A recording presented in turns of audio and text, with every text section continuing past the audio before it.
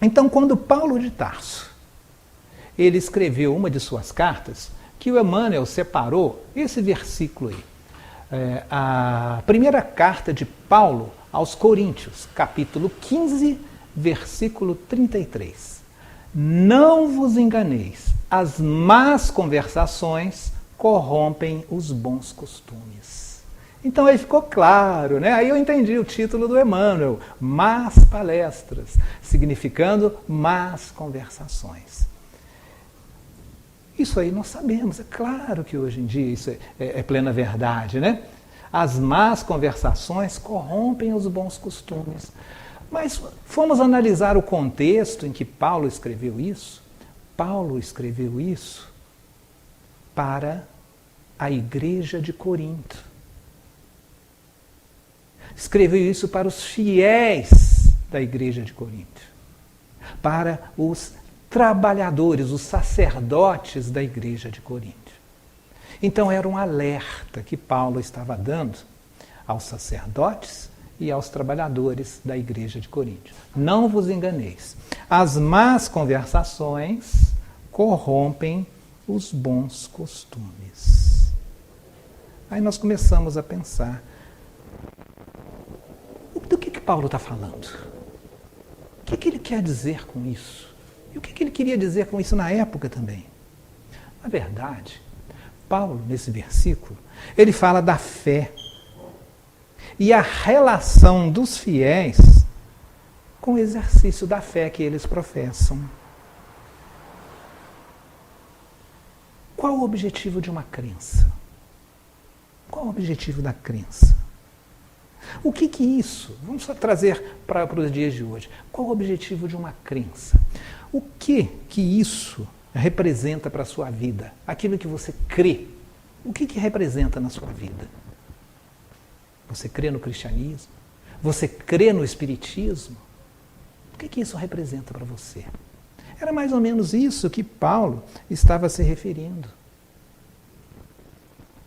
No livro Paulo e Estevão, tem uma afirmação muito importante, onde diz para nós que se você crê, essa crença precisa provocar alguma mudança na sua vida. Se você crê, esta crença precisa provocar alguma mudança em sua vida. Mas aí Paulo estava dando um alerta aos sacerdotes da igreja. Será que no ambiente da igreja de Corinto estava havendo más conversações? Claro, senão Paulo não teria escrito essa carta. Paulo escrevia suas cartas como orientação às pessoas que estavam trabalhando nas igrejas, porque Paulo, no intuito de divulgar o cristianismo é uma proposta de Paulo. Jesus não criou o cristianismo. Paulo fez a proposta, o cristianismo é uma proposta teológica de Paulo.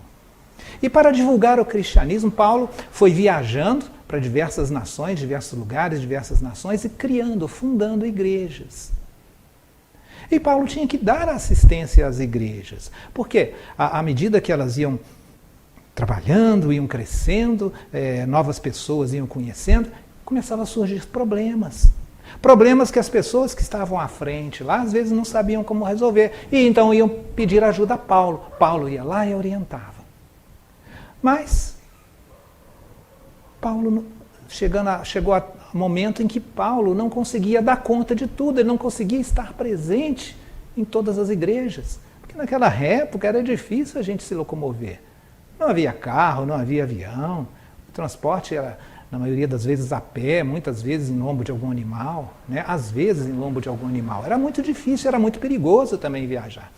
E Paulo já estava ficando com uma certa idade, já estava um pouco adoentado. Ele estava sem condições de ir presencialmente orientar as pessoas. Então Paulo já não sabia o que fazer. Estava quase que entrando em desespero. Como é que eu faço para dar atenção a todas essas igrejas, a todos esses trabalhadores, sacerdotes, orientá-los de uma forma segura? Aí Paulo, sem encontrar alternativas, ele orou e pediu ajuda. Jesus informar para Paulo o que ele deveria fazer, através do seu abnegado companheiro Estevão. E a orientação de Jesus foi mais ou menos a seguinte: Paulo, você não tem condições de estar presencialmente, fisicamente presente nas igrejas. Então escreva cartas. Porque se quem ler a carta, ler em espírito, isso vai funcionar. Seria como se você estivesse presente. E assim Paulo passou a escrever as suas orientações. Então aconteciam algumas dificuldades, alguns problemas nas igrejas. Paulo ficava sabendo e orientava através de cartas.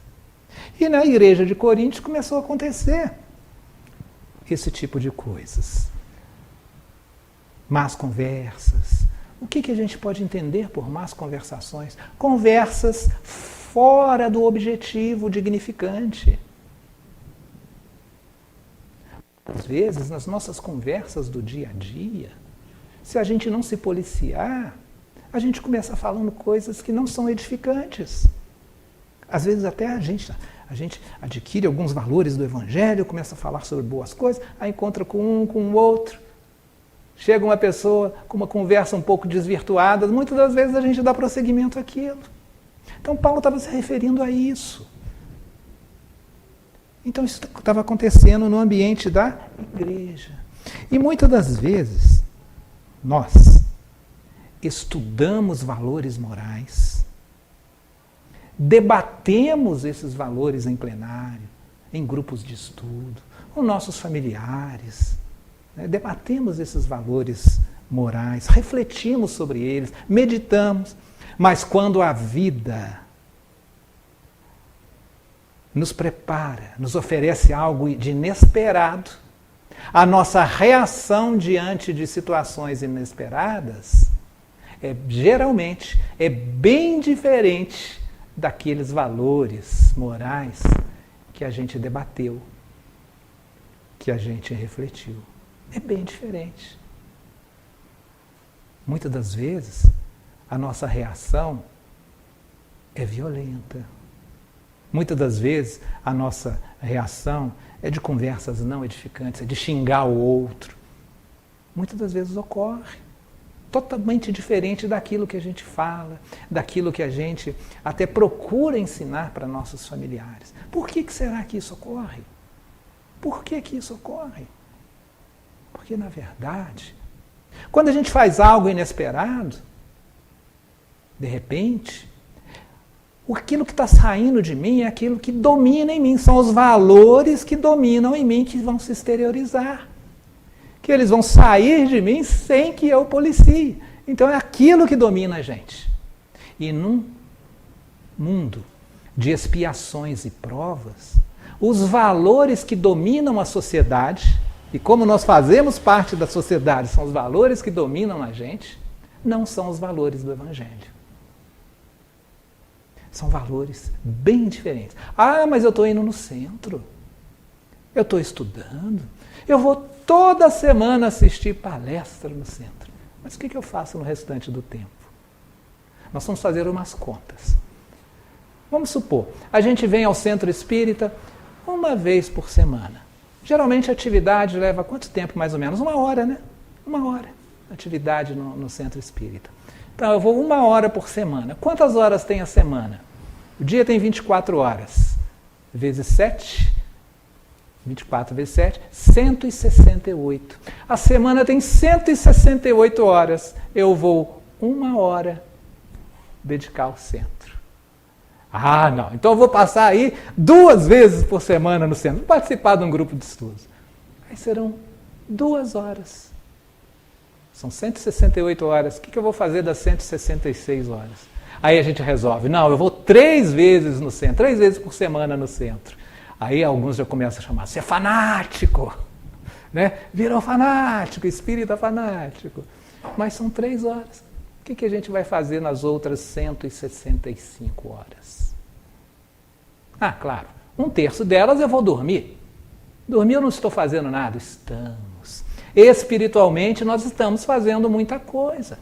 Porque quando eu durmo, o meu espírito ele pode se distanciar um pouco do meu corpo físico e vai para outros lugares. Que lugares que ele vai?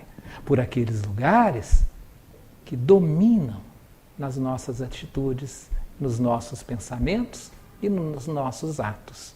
Como não são os valores do Evangelho que dominam em nós, a gente já pode imaginar que lugares que a gente vai na maior parte dos nossos sonhos. Então, para a gente pensar que isso é uma coisa real, não era somente na época de Paulo de Tarso. Hoje ainda acontece isso, porque ainda estamos num planeta de expiações e provas. Então são esses os valores que ainda predominam na sociedade. Daí, a necessidade de nós criarmos novos hábitos. Criarmos, por exemplo, o hábito de praticarmos o Evangelho no dia a dia. Porque como é que a gente substitui um hábito ruim? Como é que a gente tira um hábito ruim? Substituindo por hábitos bons, hábitos saudáveis. Então podemos começar a praticar o Evangelho no nosso dia a dia. É um esforço que nós precisamos fazer. Como? Respeitando o próximo. Tratando o outro como gostaríamos de ser tratado. São os valores básicos dos ensinamentos que Jesus passou para nós. Então, por isso, nós precisamos estudar o Evangelho, refletir o Evangelho, sobre o Evangelho e, principalmente, praticar os ensinamentos contidos ali. Porque não adianta só a gente decorar o Livro dos Espíritos, decorar o Evangelho, decorar a Bíblia, se eu não faço uso cotidianamente disso. Eu faço uso uma vez ou outra. Então não serão esses valores que vão predominar em nós. Quando a vida nos trouxer situações de prova inesperada, vai sair da gente outras reações bem diferentes do que esses valores que a gente... Então, esse exercício deve ser um exercício constante. Porque a partir do momento que a gente pratica atos saudáveis, para que se torne hábito, eu tenho que fazer isso constantemente. Então, a partir do momento que isso se tornar constante, esse novo hábito saudável vai substituir um hábito não tão saudável assim. Nós precisamos dar conduta, tomar bons hábitos para os nossos hábitos. Mas não é tão fácil, não. Não é tão fácil. Nós sabemos, nós espíritas, sabemos que nós somos espíritos. O espírito é imortal. O espírito não vai morrer. O espírito está sujeito a várias leis divinas, está sujeito a leis morais, a lei da sociedade, a lei do progresso. Nós temos que progredir. Nós temos que melhorar. Se a gente não seguir a lei divina, não tem outra opção. A gente precisa seguir a lei divina. E uma das leis divinas é a reencarnação. Para que serve a reencarnação? Nós progredirmos. Não tem como a gente progredir do nosso atual estágio evolutivo se a gente não reencarnar. Então nós precisamos aproveitar o nosso tempo aqui na Terra com atitudes melhores do que a gente praticava antes. Essa é a nossa árdua tarefa. Nós substituirmos os maus hábitos por hábitos um pouco melhores. Mas nós sabemos que somos espíritos imortais. Mas nós agimos como se não fôssemos. Nós sabemos que fomos criados simples. Todos somos criados simples. E sem conhecimento algum. Fomos criados todos da mesma forma. Estamos em situações diferentes porque depende de como cada um conduziu e conduz a sua vida. Por isso que estamos em situação diferente. Mas nós temos o dever de amparar o nosso próximo. Se Deus criou a tudo e a todos, o outro é nosso irmão. E com a reencarnação, caem os preconceitos, caem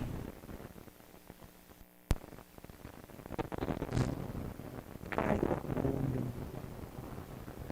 porque a gente reencarna numa classe social, depois podemos reencarnar numa outra classe social diferente, reencarnamos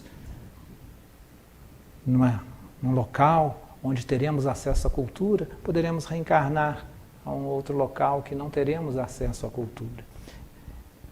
Então, quando a gente encontrar aquele andarilho, quando encontrar aquela pessoa violenta, quando encontrar qualquer outra pessoa, um criminoso, por exemplo, nós precisamos ter a consciência de que é nosso irmão. Embora muitos possam estar em caminhos equivocados, em atos equivocados, mas são nossos irmãos porque são filhos do mesmo Pai. E nós sabemos disso.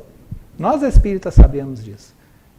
Mas muitos de nós agimos como se não fôssemos espíritos imortais. A gente sabe, mas age de maneira diferente. É porque aquilo que ainda domina em nós não são os valores do Evangelho. E aí, Paulo de Tarso, ele continua escrevendo no próximo versículo, olha só, vigiai justamente e não pequeis, porque alguns ainda não têm o conhecimento de Deus. Veja bem, gente, ele está falando isso para os fiéis da igreja de Coríntio. Está falando isso para os sacerdotes. Mas será que é possível um trabalhador da divulgação do ensino de Jesus não ter o conhecimento de Deus? Que é mais ou menos isso que a gente falou. Às vezes o conhecimento intelectual a gente tem, mas a gente ainda não se conscientizou disso. Por isso, às vezes, ocorre esse tipo de coisas, desse tipo de coisas que estava ocorrendo na igreja de Coríntio. Às vezes alguém tinha muito conhecimento, mas não vivenciava. Por isso, Paulo de Tarso faz um alerta. Aí nós fomos procurar na doutrina espírita, porque passaram cerca de 2000 anos. Aí chegou a doutrina espírita, o Consolador prometido por Jesus. E fomos procurar lá. Será que Kardec deu uma orientação semelhante a essa no meio espírita ou não acontece nada disso no meio espírita? No meio espírita, todos os espíritas são evoluídos. Todos aqueles que vêm para frente de uma tribuna são evoluídos. Todos aqueles que coordenam grupos de estudo são evoluidíssimos, né? Então não acontece isso no meio espírita. Será? Kardec fez algo semelhante a Paulo. Kardec escreveu para os espíritas. E nós encontramos isso lá no capítulo 17 do Evangelho segundo o Espiritismo. Capítulo 17, Sede Perfeitos, no item 4. Olha o título que Kardec dá para o item 4. Os bons espíritas. Aí nós começamos a pensar, espírita é bom, né? Os bons espíritas. Mas ele colocou um artigo definido ali, né? Os bons espíritas. Então, se existem os bons espíritas, devem existir os maus. Será que existem, gente? Kardec, ele tomava muito cuidado com as palavras. Então, você vai falar sobre os bons espíritas. Vamos ver o que ele fala sobre os bons espíritas. Então ele começa uma lição para nós. Bem compreendido, mas, sobretudo, bem sentido, o Espiritismo conduz forçosamente à nossa transformação moral. Então, o Espiritismo ele precisa ser estudado para ser compreendido. Mas não basta apenas compreender. Tem que bem compreender bem o Espiritismo. Mas isso também não é suficiente. Então, além de bem compreender o Espiritismo, nós precisamos sentir o Espiritismo. Bem sentir o Espiritismo. Como assim? Precisamos ter sentimento. Bem sentir o Espiritismo. Sentir a profundidade dos ensinamentos espíritas. Porque senão fica só na superficialidade, fica só na horizontalidade. Né? Então o Espiritismo ele precisa ser bem compreendido, mas, além de tudo, bem sentido. Então, se nós executarmos essas duas ações, forçosamente, olha o que Kardec fala, forçosamente, obrigatoriamente, isso vai nos forçar a nossa transformação moral e sermos uma pessoa melhor. Fácil, né? Fácil. Mas nem todos fazemos. E Kardec continua falando lá no item 4, olha só como que ele prossegue. Muitos dos que acreditam nos fatos das manifestações não compreendem o seu alcance moral. Então muitos vêm no centro espírita, acreditam naquilo que está escrito na doutrina espírita, acreditam em tudo. Lê as mensagens espíritas, lê vários livros espíritas, acreditam em tudo naquilo, mas não compreendem. Não compreendem o quê? O seu alcance moral. Está só no papel. Allan Kardec, quando codificou o Espiritismo, o surgimento do Espiritismo surgiu como uma ciência de observação, uma ciência de investigação de determinados fenômenos que aconteciam na época. Mas Allan Kardec percebeu que por trás daqueles fenômenos, aquelas mensagens que vinham, Kardec não estava interessado mais naqueles fenômenos. Ele passou a se interessar nas mensagens que vinham por trás daqueles fenômenos. E descobriu que aquelas mensagens traziam uma filosofia de vida. Uma boa filosofia de vida. E ele observou que aquela filosofia trazia ensinamentos morais, ensinamentos que elevavam as pessoas. Aí Kardec continuou a estudar, continuou a sentir e percebeu que aqueles ensinamentos morais eram os mesmos ensinamentos morais de Jesus. Então, olha a profundidade do olhar e da investigação de Kardec. Então, nós precisamos sentir, compreender o Espiritismo, mas principalmente, compreender o seu alcance moral. E aquelas pessoas, muitos até acreditam, mas não compreendem. Ou se compreendem, não aplicam a si mesmos. Eu compreendo. Entendi. Tem muitas orientações morais boas no Espiritismo. Fulano de tal devia saber aquilo. E devia estudar isso. Beltrano também. Mas não aplica na gente. Nós vamos querer aplicar no outro. A gente não consegue modificar o outro. A evolução, a melhora, é fruto do nosso próprio trabalho. Nós mesmos aqui vamos fazer, se nós quisermos. O outro não vai ter como fazer isso para a gente, porque o crescimento, embora ele seja coletivo, mas a atitude é individual.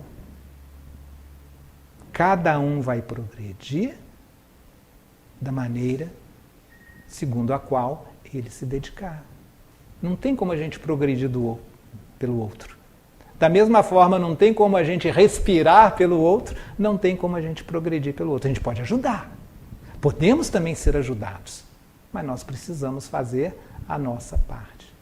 E lá no Evangelho, está direto sobre isso. Várias passagens evangélicas falando sobre isso.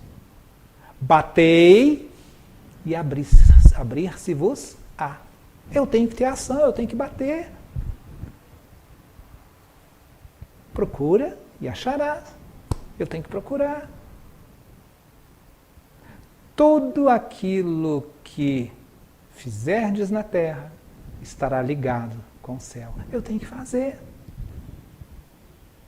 É a ação individual, espontânea da gente. Então são as orientações do Kardec. Então eu preciso compreender o Espiritismo, preciso usar esses princípios, esses ensinamentos para mim. E muitas das vezes o nosso comportamento dia a dia é mais ou menos o seguinte, Eu fui numa palestra do fulano lá de tal, que palestra boa! Fulano tinha que estar ali para assistir a palestra e não veio. Eu que tinha. Eu optei por ir ali. Eu optei por debaixo de uma chuva sair e estar lá no centro. Eu optei por debaixo de um sol escaldante, um calor, eu ir para o centro. Eu escolhi ir para o centro em vez de ir para as noitadas, em vez de ficar assistindo alguma coisa na TV ou na tela do computador. São opções, são escolhas nossas. E Kardec continua, gente, olha que interessante. Ele fala, para eles, a crença nos espíritos é um simples fato, mas que pouco ou nada lhes modifica as tendências. Mas não adianta, quase nada. Pode modificar um pouco, geralmente modifica um pouco, mas quase nada, se a gente não praticar. E ele fala, esses são o quê? Os espíritas imperfeitos. Olha a sutileza de Kardec, ele não chamou de maus espíritos. Os espíritas imperfeitos. Mas se a gente for parar para pensar, imperfeitos somos todos nós. O único espírito perfeito que está aqui no orbe, né, aqui na região da Terra, é Jesus. Os outros todos podem ser evoluídos, mas não são perfeitos. Então todos os espíritas são imperfeitos. Kardec usou isso para o quê? Não começar uma má conversação. Aquele fulano lá é um mau espírita. Não, Kardec não falou isso. É um espírito imperfeito. Aliás, eu me lembro de algo que aconteceu com Chico Xavier. Chico Xavier, com a sua mediunidade ímpar, via espíritos, ouvia espíritos, tinha praticamente todas as mediunidades. E aí, uma pessoa que estava se sentindo mal, não conseguia que nada desse certo para ela, estava tudo piorando para ela, teve orientação, falaram para ela, vai lá, procura o Chico Xavier. Ele vai saber o que está acontecendo contigo. Aí essa pessoa foi lá e procurou o Chico. Aí o Chico começou a conversar com a pessoa. Quando o Chico estava conversando com a pessoa, Chico viu um obsessor com aquela pessoa. Aquela pessoa estava sendo influenciada, vampirizada, estava sendo obsediada por um inimigo espiritual. E aquele obsessor estava sugando as energias daquela pessoa, estava pondo aquela pessoa para baixo, então que a pessoa não conseguia nada. Aí quando o obsessor percebeu que o Chico Xavier estava vendo ele, aí começou a falar para o Chico, olha Chico, esse sujeito que está aí é a escória da humanidade, ele não vale nada, ele está dando uma de bonzinho aí, mas nas escondidas ele faz um monte de mutreta, passa um monte de gente para trás, ele prejudicou amigos meus. Em encarnações anteriores, ele acabou comigo, ele me explorou, ele explorou a minha família, ele escravizou a minha família, então eu estou aqui para me vingar dele, porque ele é um dos piores seres humanos que estão encarnados aí. Então começou a falar um monte de coisa. Aí, Chico ouvindo aquilo tudo, e daqui a pouco a pessoa pergunta, Chico, você ouve espíritos, não é? O Chico, é. Tem algum espírito aí comigo, Chico? E o Chico, tem, meu irmão, tem sim. O que ele está falando? Aí o Chico, olha, ele está falando que você tem que se melhorar. Você tem que fazer um esforço constante, você tem que se melhorar muito. Chico falou mentira? Não. Mas olha a conversa do Chico. Chico não falou nada de mal. Chico transmitiu a mensagem para ele, falando o que ele precisava fazer. Não usou a má conversação. Porque Chico já vivenciava os valores do Evangelho. Então é isso que a gente precisa se policiar. E continua Allan Kardec. Então esses espíritas, né, que de vez em quando soltam os cachorros, né, são os espíritas imperfeitos. Alguns dos quais ficam a meio caminho, se afastam dos seus irmãos de crença. Eu sei que aqui não acontece isso. Tem grupos de estudo aqui na casa? Aqui eu tenho certeza que não acontece. No início do grupo é um monte de gente, né? Aí vai passando o tempo, sai um, sai outro. Aí chega no final, fica só uma pequena parcela. É isso aqui, ó. ficam no meio do caminho. Olha lá, ficam no meio do caminho. Ou se afastam dos seus irmãos de crença. Às vezes se afastam dos próprios, não vou mexer com isso mais não. Quero saber desse negócio de espiritismo mais não. Aí se afasta. Por quê? Recuam diante da obrigação. Me reformar, não. Estão cobrando muito de mim. Na realidade, não. Os colegas espíritas nunca vão cobrar da pessoa. O espiritismo não cobra nada de ninguém. O que está cobrando o que é a consciência. Por quê? A lei de Deus está na consciência. Uma das leis morais é a lei do progresso. Aí eu vou ficando mais consciente disso, que eu tenho que progredir, aí eu quero continuar na minha zona de conforto, que progredir dá trabalho. A gente tem que fazer opções. E opções que dão trabalho. Tenta largar um vício. Possivelmente, você conhece algumas pessoas que fizeram esforço para largar o vício de beber, o vício de fumar. Tenta largar, é difícil. E às vezes até você consegue. Aí daqui a pouco larga o vício de fumar, aí você está andando aí, encontra com um conhecido, um amigo, que chega e oferece um cigarro. E o outro lá, vamos tomar uma. Né? E aí vai, assim por diante. Então é difícil, a gente tem que ser perseverante. E muitos daqueles que não têm uma vontade tão firme se recuam diante da obrigação de se reformarem. E continua Kardec. Ou então guardam suas simpatias para os que compartilham de suas fraquezas ou de suas prevenções. Aí começa a formar os grupinhos. Nos próprios grupos de estudos maiores, né? Começam a se dividir em grupinhos, que era o que estava acontecendo lá na igreja de Corinto. Às vezes não se afasta, mas forma os grupinhos, e um grupinho vai falando mal do outro. Ou às vezes não fala mal diretamente, mas sempre solta uma indireta. Então é o alerta que Kardec está dando para nós. E aí vem essa frase que todo mundo conhece, né?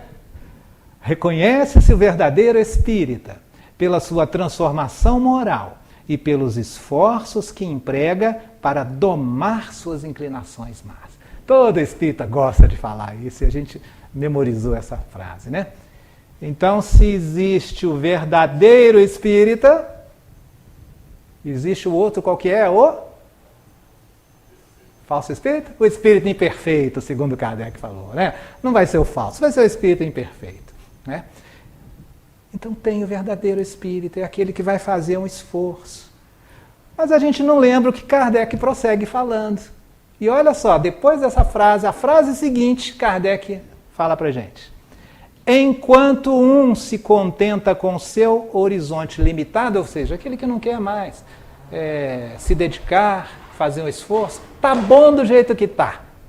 Né? Tá bom do jeito que tá. Enquanto um se contenta com seu horizonte limitado, outro que apreende alguma coisa de melhor se esforça por desligar-se dele, ou seja, desligar-se do seu horizonte limitado. Não, eu quero progredir mais. E sempre o consegue. Então, a gente sempre, não é às vezes a gente consegue, não. Se a gente quiser, a gente pode melhorar, sim. Sempre conseguimos. Mas tem uma condição. Qual é a condição? Desde que tenha firme a vontade. A gente tem que manter a vontade firme. Porque os convites num planeta de expiações e provas sempre vão existir. Os convites a ficarmos estagnados. Existem forças que nos impelem para o progresso, como por exemplo o Espiritismo, que diz o trabalho, a ocupação útil, o esforço constante que a gente precisa fazer com a gente mesmo, não com o outro. O outro a gente incentiva também, mas o esforço ele é que tem que fazer, senão não adianta. Então o esforço com a gente mesmo, constante, que a gente precisa. E tem outros convites que falam, hoje tem uma festa, hoje tem um evento social, hoje tem um programa bom ali, outro ali. Então sempre vai haver outros convites. A escolha é nossa. Vamos escolher melhorarmos ou vamos escolher ficar estagnado? É a opção que a gente tem que escolher. E então, para a gente concluir o nosso raciocínio, agora nós vamos ler alguns trechinhos desse livro aí, dessa lição chamada Más Palestras, ditado por Emmanuel. Ele fala o seguinte: a conversação menos digna deixa sempre o traço da inferioridade por onde passou. Não tem jeito. Até se a gente estiver no lugar de pessoas que estão lá com uma conversação sadia, são pessoas boas, digamos assim, aí alguém começa com uma conversação um pouquinho que vai denegrir alguma coisa, ela já vai deixar o traço no lugar onde passou, vai marcar aquilo. Aquele ambiente já não vai ser mais a mesma coisa. Joana de Ângeles nos diz que a má conversação é como um caminhão de lixo. Recolher lixo para fazer a limpeza. Mas por onde o caminhão de lixo passa, ele exala um determinado odor que vai contaminando toda aquela região. E uma má conversação é assim. Embora a conversação daquele grupo possa estar sadia, chega alguém com uma conversação inferior, uma maledicência, alguma coisa, vai ficar contaminado. Não tem outra alternativa. Prossegue o Emmanuel. A atmosfera de desconfiança substitui imediatamente o clima da serenidade. O veneno de investigações doentias espalha-se com rapidez. Depois da conversação indigna, há sempre menos sinceridade e menor expressão de força fraterna. Então, uma conversação menos indigna vai provocar isso tudo.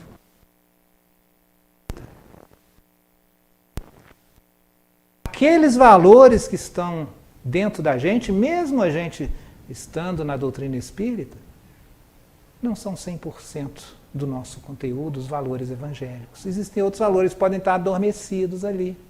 Mas com uma conversação daqui e dali, lembrando, gente, que a conversação tem a palavra falada, a palavra escrita, a palavra transmitida por um meio de comunicação, quer TV, quer rádio, quer streaming.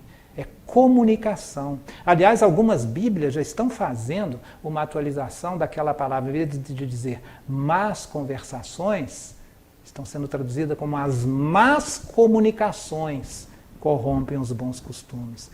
Então, que tenhamos muito cuidado de saber, muito cuidado nos nossos atos, para não promovermos más comunicações. O que nós temos compartilhado?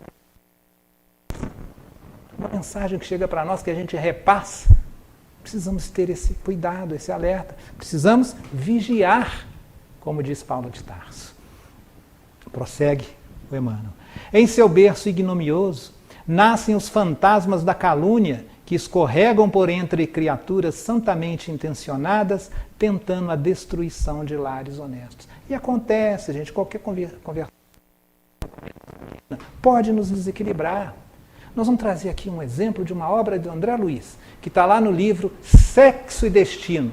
Não sei se alguém vai se lembrar de um personagem chamado Pedro Neves, um espírito de uma envergadura mais superior, que estava trabalhando no plano espiritual há 25 anos, promovendo as pessoas, ajudando os espíritos a evoluírem, vindo aqui na Terra, ajudando outros a sair das suas zonas de segregação. 25 anos trabalhando, um espírito bastante evoluído. Aí ele foi chamado para ser levado na Terra, para assistir a sua filha, que já estava idosa, que foi filha dele quando ele estava na Terra, foi lá auxiliá-la, porque ela estava com uma doença terminal, estava com câncer, estava nos últimos dias, ia desencarnar. Então ele foi lá para acolhê-la, para dar um pouco de refrigério naqueles últimos instantes. Aí ele chega lá na casa onde estava a Beatriz, né, a filha dele, que agora já estava velhinha, para desencarnar. e vê o marido dela com a enfermeira, os dois se aproveitando lá enquanto ela estava ali. Aí o Pedro Neves vê aquilo, fica indignado e parte para dar socos no genro. Ele desencarnado e o genro encarnado. Então aquele espírito superior, digamos assim, né, bem evoluído, voltou àqueles aflorar os valores no Evangelho. E foi lá e saiu de soco. Imagina só, MMA, box, né? Partiu para cima do outro. Claro que o outro está encarnado, não vai levar um soco físico. Mas esse soco espiritual veio na forma que ele passou a se sentir mal. Passou a ficar doente. É isso que acontece quando os valores animalescos predominam em nós. E continuando, surgem as preocupações inferiores que espiam de longe, enegrecendo atitudes respeitáveis. Emerge a curiosidade criminosa que comparece onde não é chamada, emitindo opiniões dessabidas, induzindo os que a ouvem à mentira e à demência. Então, se a gente não se vigiar, a nossa conversa pode entrar na mesma frequência. A má conversação corrompe os pensamentos mais dignos, olha aí. As palestras proveitosas, ou seja, as conversas proveitosas, sofrem em todos os lugares a perseguição implacável e imprescindível torna manter-se o homem em guarda contra o seu assédio insistente e destruidor. Então esse homem está se referindo ao ser humano, tá? Homem ou mulher. Então a gente tem que estar sempre vigiando. Lembra o que Paulo falou lá? Vigiai. Porque alguns ainda não têm o conhecimento de Deus, ou seja, alguns ainda não introjetaram, não sentiram, apenas sabem teoricamente. Aí vem a receita para a gente sair dessa, né? Quando o coração se entregou a Jesus, é muito fácil controlar os assuntos e eliminar as palavras alvitantes. Examina sempre as sugestões verbais que te cercam no caminho diário. Trouxeram-te denúncias, más notícias, futilidades, relatórios malsãos da vida alheia? Observa como ages. Em todas as ocasiões, há recurso para retificares amorosamente, porquanto podes renovar todo esse material em Jesus Cristo. Então, sempre a gente vai encontrar recurso para não dar continuidade àquelas más conversações. Lembra do Chico? O obsessor falando, fala que o fulano é escória, que ele é muito mau, é isso e aquilo. O que Chico disse para ele? O Espírito está dizendo que você precisa se melhorar. São os recursos que a gente tem e que a gente usa, vai edificando através da nossa conversa e através de nossas atitudes. E para terminar, gente, eu trouxe aqui uma recomendação do Espírito Humberto de Campos, que vai nos falar quando isso ocorrer para a gente, um beabá. Que a história é mais ou menos o seguinte, Humberto de Campos, ele vai contar uma história que aconteceu com Sócrates. Sócrates, aquele filósofo antigo grego. Então um aluno de Sócrates chegou até Sócrates e falou, ô Sócrates, eu tenho uma coisa muito grave para te contar. O fulano de tal, ele me falou um negócio, mas isso é muito grave. Ele me pediu para não te contar, não, mas eu tenho que te contar. Isso ficou conhecido como os 3 crivos ou as 3 peneiras. Então, o aluno dele falou, Sócrates, eu preciso te contar isso. Aí o Sócrates, bom, peraí, o que você vai me contar é verdade? É o primeiro crivo, a primeira peneira. É verdade? Ele falou, bom, eu não posso garantir, eu não sei não. Não posso garantir que seja verdade, não. Bom, então vamos para o segundo crivo, para a segunda peneira. Se você não tem certeza que é verdade, isso que você vai me contar é bom. Aí o aluno dele, não, Sócrates, muito pelo contrário. Bom, então você não sabe se é verdade e não é bom. Vamos passar pelo terceiro crivo. Isso que você vai me contar é útil? Ele falou, não, né, útil não é. Aí o Sócrates disse para ele, bom, então, se não é verdade, não é bom, não é útil, vamos fazer a vontade do camarada lá que te falou. Não precisa me contar, não. Guarda só para você. Passar isso para frente. Não é verdade? Não é bom, não é útil, o que vai servir para a gente? Vamos mudar a nossa conversação para algo mais proveitoso. Queridos amigos em Cristo, que ao retornarmos aos nossos lares, a gente possa colocar em prática esses bloqueios dessas más conversações e deixarmos fluir uma conversação mais edificante, mais agradável. Porque, da mesma forma que as más conversações contaminam o ambiente, as boas conversações edificam o ambiente. E olha só, aquela pessoa que transporta veneno, o que vai acontecer com ela? Ela vai ser envenenada. O veneno vai ficar sobre ela.